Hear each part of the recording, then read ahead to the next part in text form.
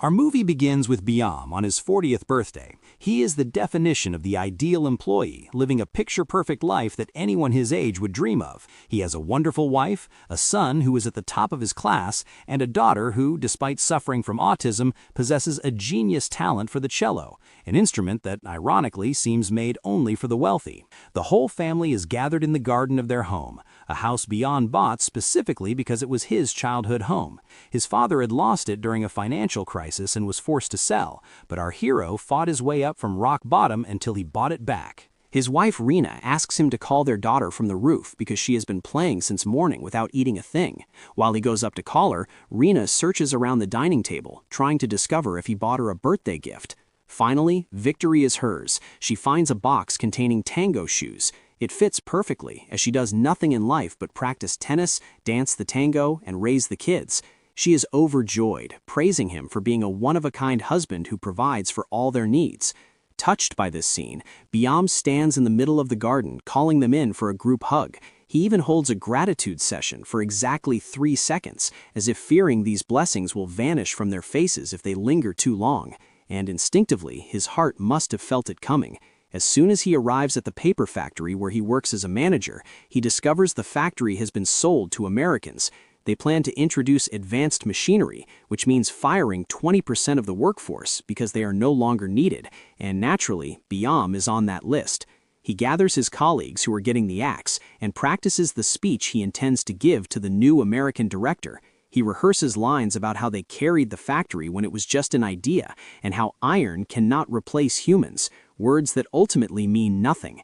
As soon as he spots the director leaving a meeting, Biam rushes him. He barely starts speaking, but the man doesn't understand a word because of the language barrier.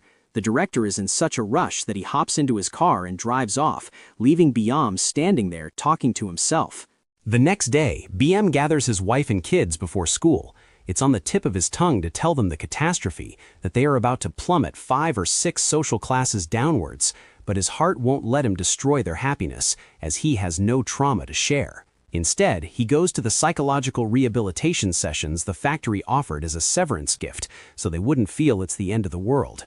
The coach starting the session looks like she needs therapy herself, screaming at them, "Repeat after me. I am a complete human. I will find another job. I am stronger than hunger." Biam feels these empty words will drive his subconscious crazy. He gathers his courage and video calls his wife during her tennis practice. When she answers, she finds him crying. She assumes it's work pressure, but he hits her with the shock. There is no more work and no more tennis practice. Trying to be the supportive wife, she stays optimistic, telling him not to worry and that he'll find a job in less than 3 months. Her words give him a dopamine hit, and he goes back to finish the optimism session since it's the last thing he can squeeze out of the factory. He taps his head, his idea generator, and tells himself, "I am the owner of the house and I will find work just like I did the first time." 3 months later, we find him working as a lowly laborer in a supermarket. Clearly, the optimism session hasn't kicked in yet. He gets a call from a colleague who secured him an interview at a company, but there's a small problem. It's in 2 hours. Biam panics because he can't leave his shift. He tries to lie to his manager, saying he needs to buy groceries with his family, but the manager gives him an ultimatum: stay now or don't come back, as he's traveling to China in 5 hours.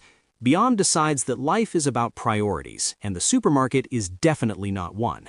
He confirms the interview, and his manager demands his uniform on the spot and fires him. Biam calls his wife to reassure her that the solution is near and life will return to normal. He asks her, "What is my weakness?" because every time he enters an interview, he has no answer, believing himself to be God's perfect creation. She dismisses him with any random answer because she has discovered a disaster far bigger than his weakness.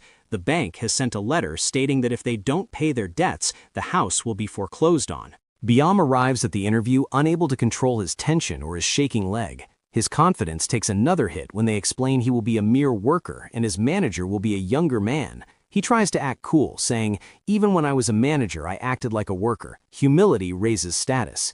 He recites his history since August 1999, his 15 certificates of appreciation in paper manufacturing, and how he bought his dream home in 3 years.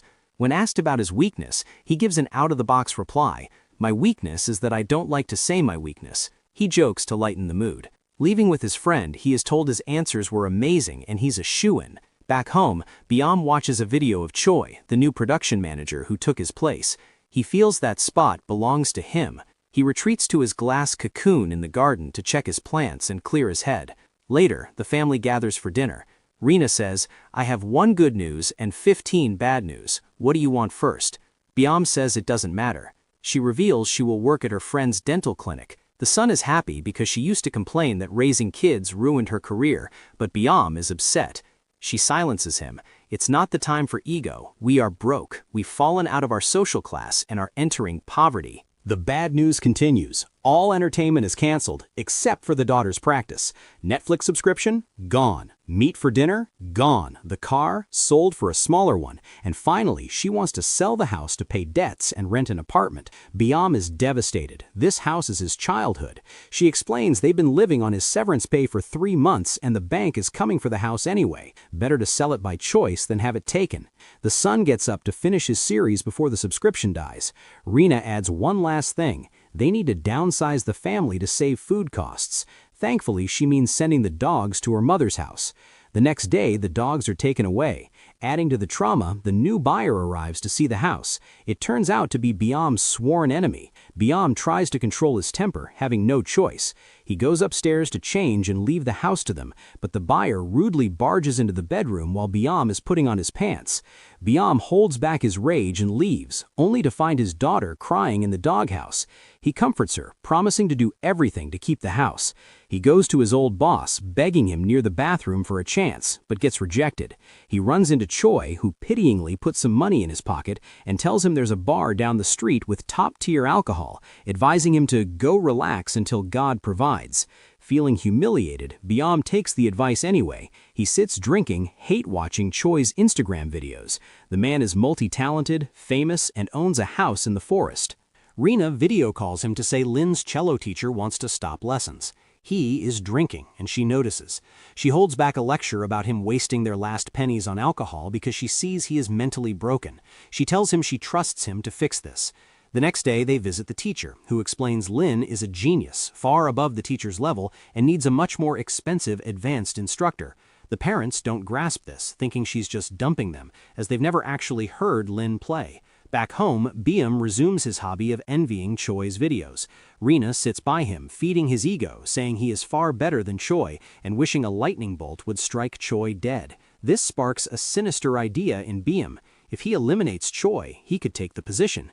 Byam starts stalking Choi. He climbs a building rooftop to drop a flower pot on him, but feels the pot is too small. He looks for a bigger one, but the building owner catches him, asking if he's exercising. He puts it back. He realizes killing Choi isn't enough. Other applicants have better resumes.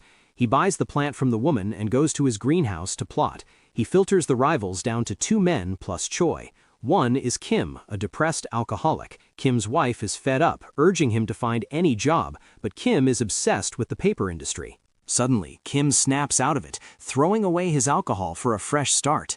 Byam watches him and sees a strange man leaving Kim's house. Byam follows Kim and his wife on a camping trip. He overhears the wife reminiscing about their past, but demanding a divorce if he doesn't move on. Kim insists paper is his life for 25 years.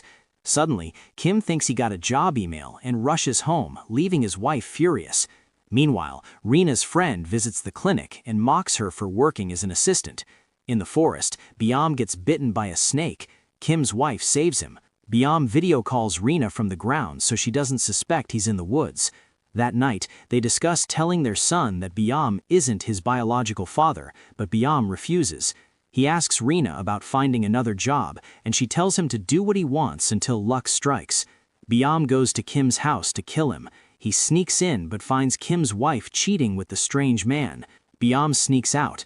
Seeing Kim driving up, Byam intercepts him to prevent him from catching them. He calls Kim from a burner phone, pretending to be the company offering a final interview right now. Kim rushes inside to change into a suit, while the lover walks out in shock.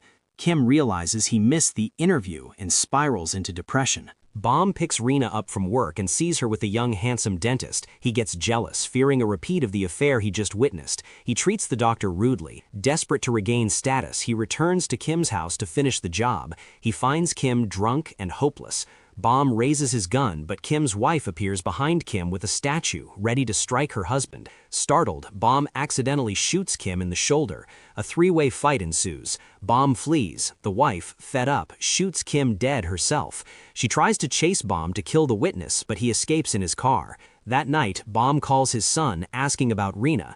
The son reminds him of the masquerade party. Bom arrives to find Rena dancing intimately with the dentist. She ignores him, looking at him with disgust. Bom leaves and goes back to Kim's house to check on the situation. He sees the wife and lover burying Kim in the garden. He retrieves his gun to clear evidence. Back home, Rena accuses him of drinking and messing up again. He gaslights her, banging his head on the wall and storming out. Bom moves to the next target, Wang, a shoe store employee. Bom plays the victim, claiming to be a fired manager with an autistic daughter and no money for shoes. Wang, a kind soul, waits for him after his shift to give him a discount. Bom returns, pulls his gun, hesitates because Wang is nice, but shoots him anyway as Wang tries to run. He stuffs the body in the trunk, breaks the car camera, and buries Wang in his own garden at night, taking breaks when tired.